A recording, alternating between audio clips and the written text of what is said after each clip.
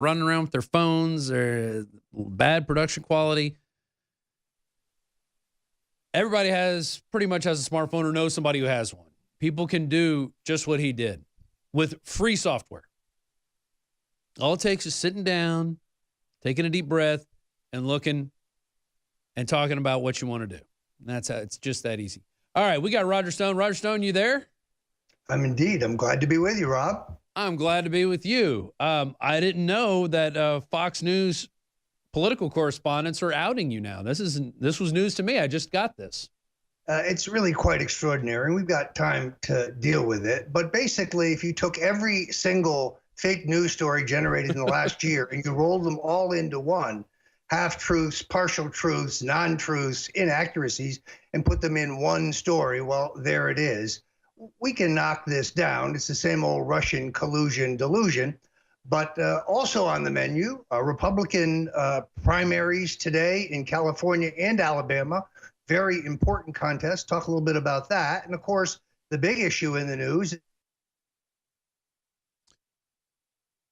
All right, second hour of the War Room. Thank you for joining us. We have Roger Stone, who is just getting into the details of this little juicy article from Think Progress. And they want you to think they're the bastion of real news, of course. Yet they're doing nothing but recycling old memes and turning Roger Stone into a political mastermind. Not that he isn't, but they're turning him into an international spy with an extra helping of political mastermindery. And Well, Roger, before we even get to that, I have a quick announcement. We're going to have a protest on Sunday that I'm going to send people the details to in just a little bit. But Bill Clinton's coming to Austin, Texas. So we're going to have a little Me Too protest. All right, Roger, take it away. Thanks, Rob. Look, Carl Cameron, formerly of Fox, is a good guy and a pretty good political reporter, but I guess he's trying to sell books here. He is claiming that I somehow coordinated messages with a Russian hacker. But the deeper you read, essentially what he says is, well, the Russians, by watching what Stone was doing online, could emulate it. That's pretty weak. But then Think Progress, a lefty fake news site, uses this as the hook for a compendium of every false narrative out there. Coordinating with Guccifer 2.0, dining with Julian Assange, the emails that were uncovered by the Wall Street Journal should have been turned over to the House Intelligence Committee, but they weren't. That's false. They fell outside their very specifically worded request. This is a compendium of every BS fake news meme over the last 2 years. Tyler Nixon, our legal analyst, going to join us here in a little bit and help us break it down. But in the meantime, Rob, I do want InfoWarriors to be very focused on some of the key contests today across the country. In California, where the jungle primary system allows party candidates of all parties to run in one mega primary, where the two top vote getters face off, assuming nobody gets 50% of the vote in the first round, is going to be very interesting to see whether the two top vote getters in California are one Democrat and one Republican, two Democrats, and if it is a Republican, whether it will be Chicago John Cox, a moderate Republican, or true-believing Ronald Reagan conservative Travis Allen, who joined us yesterday here at the War Room. Also in the hunt, of course, is Gavin Newsom. Gavin Newsom, the current lieutenant governor, former mayor of San Francisco, thought to be the front runner, but nowhere near 50% of the vote. And then, of course, former Los Angeles Mayor Anthony Villaraigosa, with his own Hispanic appeal and a strong get out the vote campaign machinery. So how will this come out? Will there be a Democrat-Republican contest? Will Travis Allen get by a multimillionaire Hillary Clinton supporter, never Trumper John Cox in the primary? The other key contest in California to watch carefully is the re-election bid of Orange County Congressman Dana Rohrabacher. Rohrabacher is the only member of Congress who is known to have met with Julian Assange. He is a longtime advocate for the legalization of cannabis. He is in a jungle primary with a very well-regarded former Assemblyman, Scott Baugh, also a conservative Republican, and 16 Democrats. Now, this district is not as Republican or as conservative as it used to be. And in a contest with either a Democrat or with Baugh, Rohrabacher could be pressed. Interestingly enough, most of the polling I have seen has him at about 30%. Not very strong for an incumbent. And in many cases, people didn't know that Dana referred to a man. This is going to be a key contest to watch through the night. Also, very key in the state of Alabama, where former Attorney General Troy King is facing Rhino Republican, former Democrat, flip-flopper Steve Marshall, who's trying to fool the people of Alabama into believing that he's a Trump Republican. At the same time, Alice Martin, a third candidate in that race, who claimed that she did not seek the appointment as Attorney General from corrupt outgoing Governor Robert Bentley, but then got exposed right here at INFOWARS when we produced the letter in which she asked for the appointment, also trying to pose as a Trump Republican. Here's what I know. When Troy King was the Attorney General of Alabama, violent crime was at a 30-year low. Under the current Attorney General, Steve, the current incumbent, they have hit a 20-year high. Steve Marshall is not what he says he is. We will be watching this. We call it the Rhino Watch. We'll be watching this race also very, very closely. And if I could bust in real quick, Roger, Travis Allen has a great one-liner, which I think he said yesterday on the War Room, but he also said it in a debate. Do we have that ready? Let's play this. The question is very simple, ladies and gentlemen. If you can't trust Gavin with his best friend's wife, how can you trust him with your state?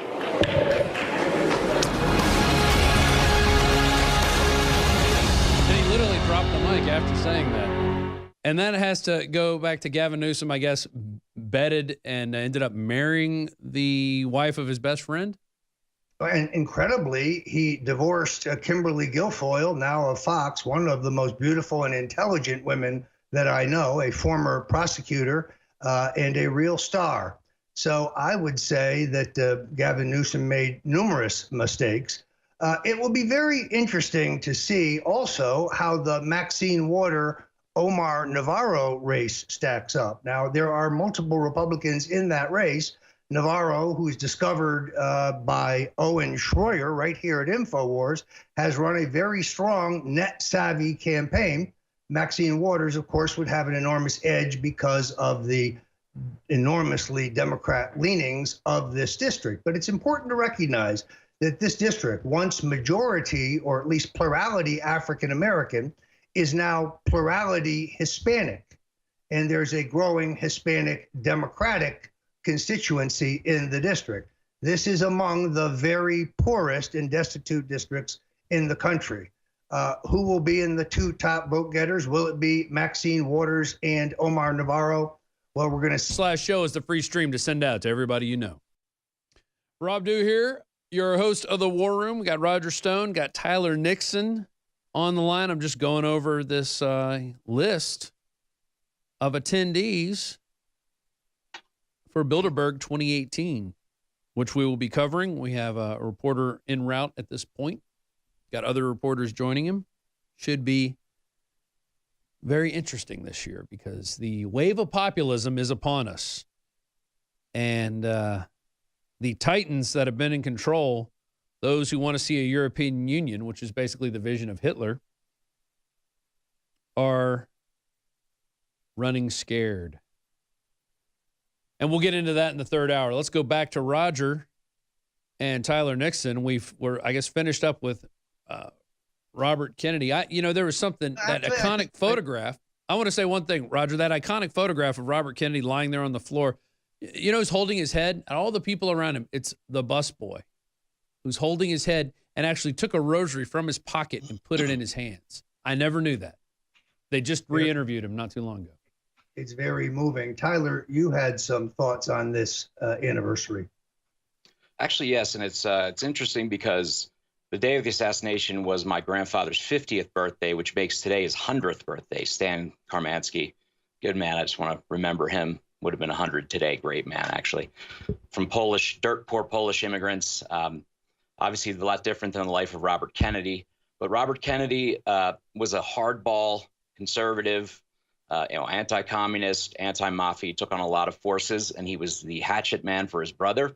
He was the type of attorney general that if President Trump had someone with half of Robert Kennedy's loyalty and discretion, and understanding that you have to also protect the institution, not let the president be a target of his own people, of his own administration. And then, of course, his brother was brutally murdered. And I think it changed Kennedy and brought out his humane side.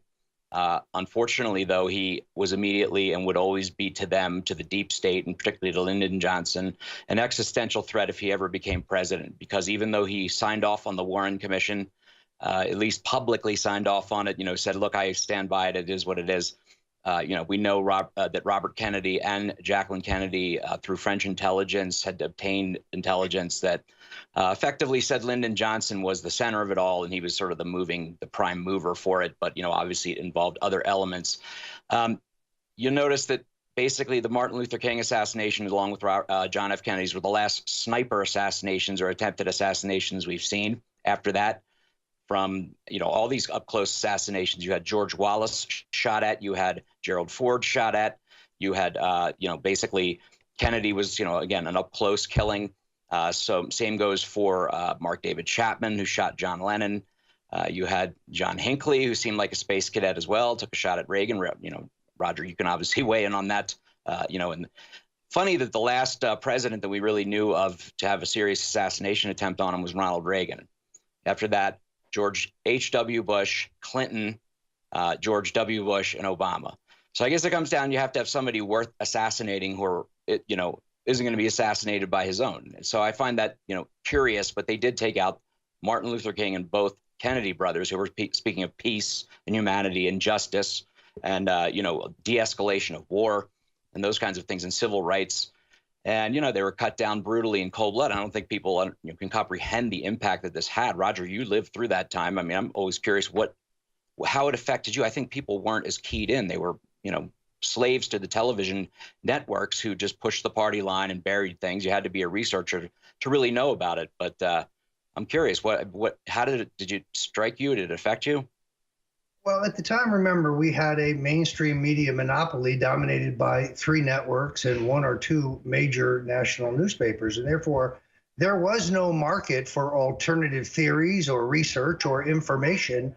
And most Americans, at least initially, accepted the conclusions of the Warren Commission. Yet, stunningly, within 3 years, 61% of Americans, according to a Gallup poll, did not believe that Lee Harvey Oswald had acted alone. Since that time, the Warren Commission report has become decimated, including by the House Select Committee on Assassinations in the 80s, giving, I think, understanding to the broader cast of characters involved in the murder of John Kennedy. I wrote a New York Times best-selling book, The Man Who Killed Kennedy, The Case Against LBJ, in which I make the case that Lyndon Johnson had the motive, means, and opportunity. He was the greatest single beneficiary. He had relationships with others who had an intimate interest in replacing Kennedy, those being the Central Intelligence Agency, angry about the Bay of Pigs and the Cuban Missile Crisis, the organized crime, who had financed John Kennedy's election and then had felt double-crossed by Robert Kennedy's efforts to deport Carlos Marcello and Santo Trafficante.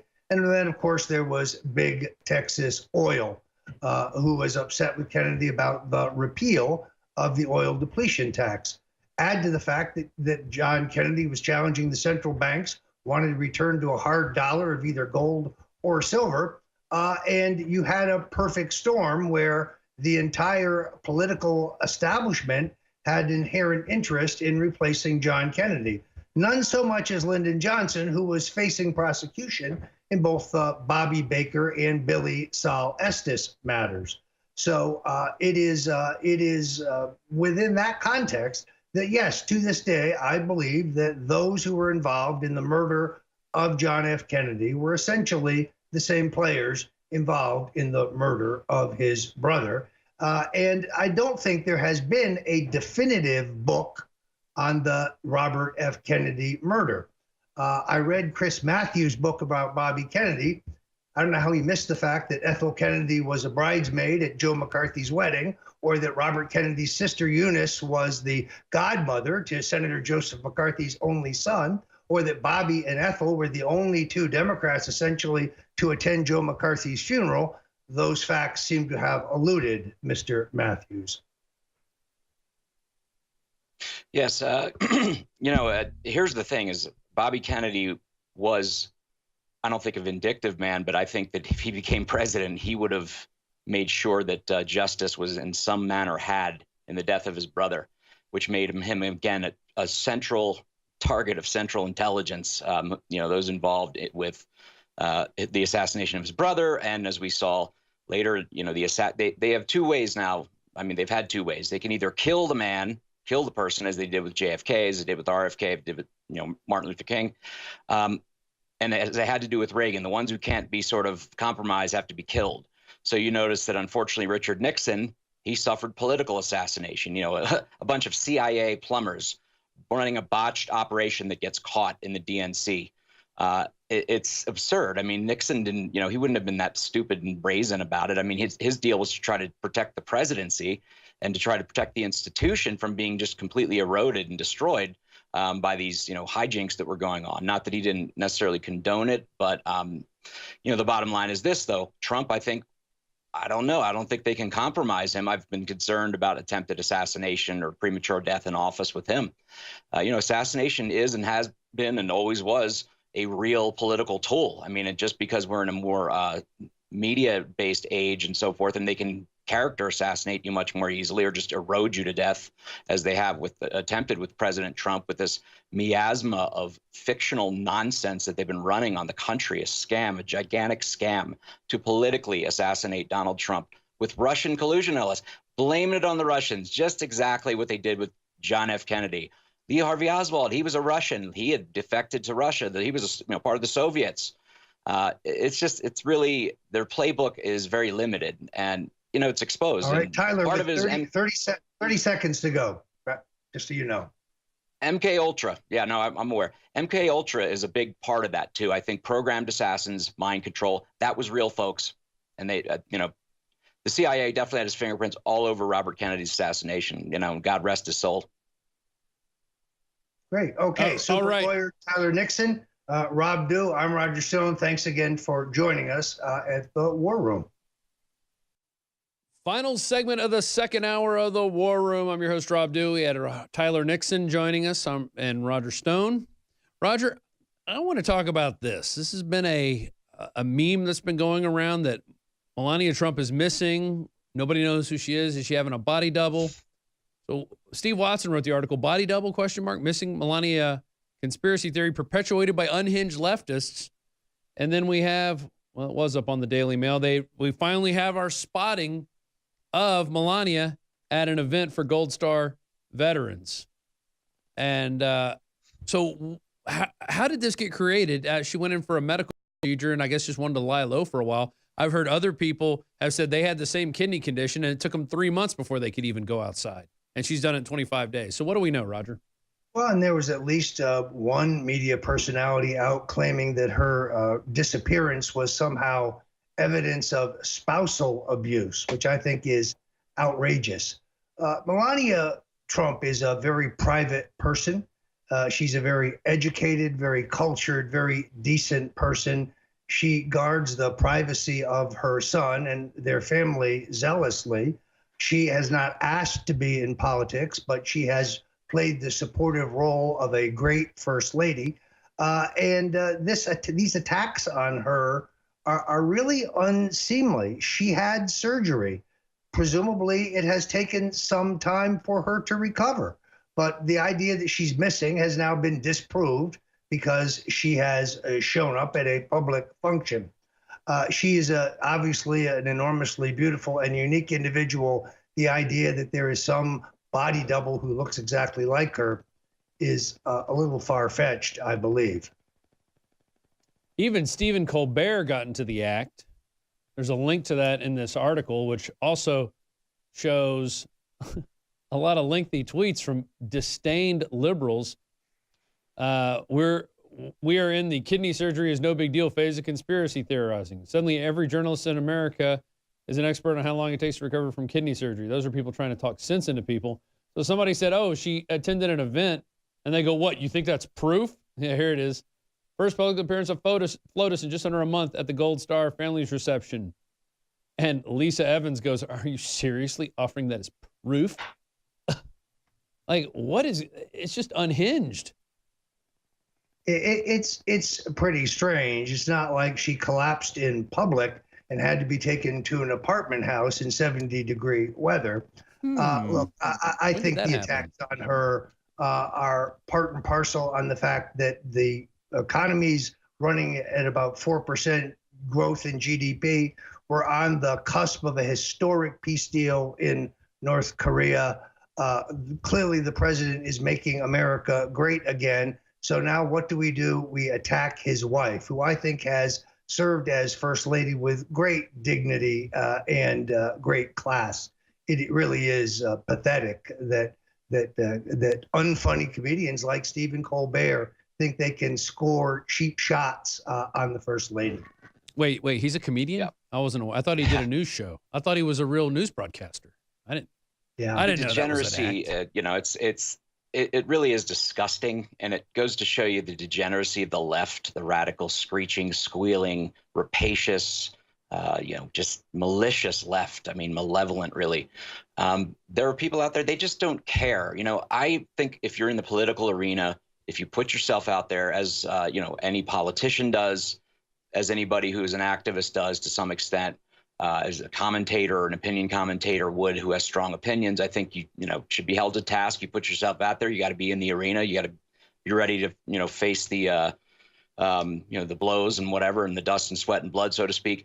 But for family members or just anybody, frankly, who's related or not so related, who doesn't speak out in a controversial way. Melania Trump is a class lady who is a very accomplished person. She's beautiful. I mean, whatever her relationship is with her husband, I don't think she wanted to be first lady. I don't think she thought he'd be president. To be honest, I mean, not that I don't think she thought it was possible, but I don't think she was prepared for it and prepared for the onslaught.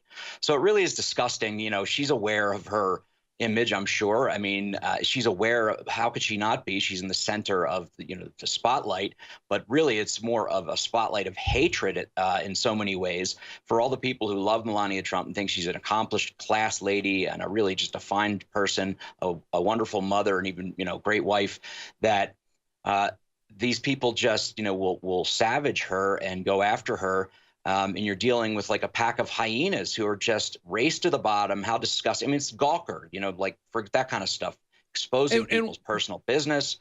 I just want to say real quick, there's a Netflix documentary about the shutting down of Gawker, or the dissolution of Gawker by way of Hulk Hogan's lawsuit funded by Peter Thiel. And it was posed as this like, oh my God, the First Amendment and blah, blah, blah, or just freedom of speech, and they can shut you down. They were a disgusting, defamatory, I don't even know what to call them. It wasn't even tabloid, just exposing people's personal lives, celebrity or not. I mean, there's limits. I mean, just because people are in the public eye doesn't mean you can completely invade their lives. But this is part of the authoritarian mindset that we get. Same thing with our government. Our government does it too. We just don't, we're not privy to it. It's not released yet, right? So, it's just putting her, but it also exposes what degenerates we're dealing with in the leftists, with their incessant bile and hatred. I mean, Roger, you're a big target for this. You know what I'm talking about. You can't walk the streets without someone, some screecher coming up at some point. Fortunately, I think in your case, they're a little scared, so I don't think they'd want to necessarily tangle with you because, you cut a mean sort of mafia-esque almost look when you're walking the streets of New York, and you get more people complimenting you. I'm a warm and lovable guy, as you know. Yeah. In the meantime, well, and guys, hold on. Notice this. We didn't hear a word from the left when no magazines were putting her on the cover of any of their magazines like they did the First Lady Michelle Obama when she became POTUS. We didn't hear a word about that. Like, that was okay. But now she wants to be a little private. It's like, oh, something's wrong. It's insanity. The speculation, just go ahead, Roger. In the meantime, the focus is on Bill Clinton's denials regarding Monica Lewinsky, a distasteful but consensual relationship, and the media continues to ignore the Juanita Broaddrick matter, the Kathleen Willey matter, the Paula Jones matter, and the long range of non-consensual sex, where the issue is not infidelity or indiscretion, but violence against women and rape. Once again, the media focus on the wrong place. I don't really care whether Bill Clinton had consensual extramarital relations. I never thought that he should have been impeached for that. His sins are, in this case, when it comes to the Me Too movement, are far, far more egregious. And I urge you to read The Clintons' War on Women by Roger Stone if you're interested in more information. I was very happy to see Juanita Broaddrick, who I think is a very brave woman, taking this head on Facebook and in a terrific interview at Breitbart. She definitely has. And I just want to announce, too, that we're going to have our own little Me Too protest. Billy Clinton's going to be coming to Austin, Texas on June 10th.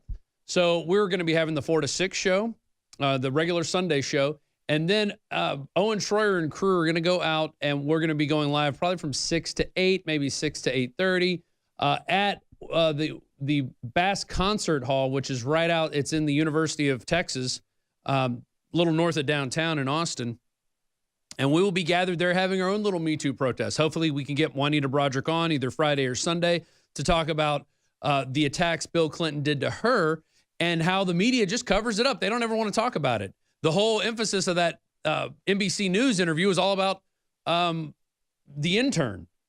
I mean, it didn't even mention Juanita Broaddrick and the others that were harassed and raped and abused by Bill Clinton. Well, and the good news, Rob, is you can still have time to go to the Infowars.com store now and buy your iconic Bill Clinton rape T-shirt to wear on that fateful day in Austin. That is very true. You raise a very good point. The media remains incorrectly focused on the entire question. Tyler, final thoughts? Well, I mean, similarly, Hillary Clinton. She's, national security crimes involving Obama. I mean, the FISA warrant, the phony dossier, the whole Russian collusion hoax. I mean, this is a crime. This is a seditious crime against our country. They don't want to cover that. It's all about so-called Russian collusion involving you, which is completely made up by Think Progress and their hit team of. By the way, just so you know, Carl Cameron works at a New Frontier Data with the guy who wrote this article. So this is a Democratic-backed cannabis big data company. So, let's not kid ourselves here. We're not dealing with a legitimate outlet. This is, this piece against you, Roger, just to touch on it, needs action taken because they've defamed you here. Well, I'm certainly disappointed in Carl because he has overstated his case, to say the least. Tyler Nixon, thanks for joining us here on the War Room. Rob Dew is going to take it going forward. Many thanks. And folks, go to the Infowars.com store now. We need your support for the continued expansion of what we're doing here at InfoWars and to beat back